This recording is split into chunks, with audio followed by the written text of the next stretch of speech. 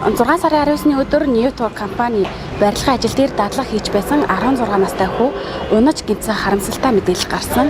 Энэ талаар нийслэл мэргэжлийн хяналтын газрын холбогдох албаны хүнээс тодрууллаа. Өнгөрсөн 7 хоногт юу яасан? Энэ Баян зөвтөргийн 11-р хороо баг тэнгэр яам дээр тэнд одоо маш олон тонн юу байд юм байна.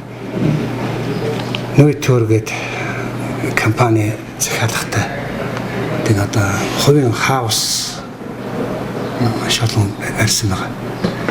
Тэн дээр одоо энэ технологийн коллежийн 3 оюутан нэг айлын юм дээр хаусн дээр дадлага тий одоо нэгс дадлагын гэрээгээр очиод тэгээд гэрээнд заасан үүргээ биелүүлэхгүй одоо өөр одоо тэр ажиллах хийгсэн байна.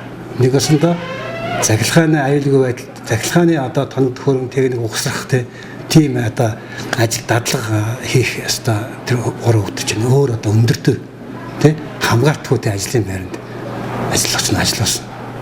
Үүнээс сууч нэг 16 настай хүүхэд одоо өндрөөс унаж гэмтсэн бэрцэн тийм бослогсон. За энэ бол одоо дадлага мадлага хийхдээ бол юу ядаж шүү дээ. Заавал одоо нэгдүгээр гэрээ байна. Гэрээ нь бол байгаа.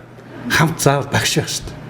Багш нь тэрийгэ дадлагжуулаад за энэгээр ингэж явна энэ дээр ийм одоо энийг үз яах хэрэгтэй тий. Дадлагчид одоо нэг өсөндө юу яах ажил үүрэгтэй холбоотой одоо цөмөрөг шалгаж ингэж явах хэрэгтэй байхгүй. Тэрнийхээ ажил болох тэрийг хайцсан байгаа юм бол багш нь хайчаад нөгөөх нь болгоо зэрэг аж ахуйн нөлөөлөгч яах. Наа хүүхдээ чи янз бүрийн ажил үүрэг гүйцэтгүүлээд тэг ингэ онцсон. Тийм болчихсон.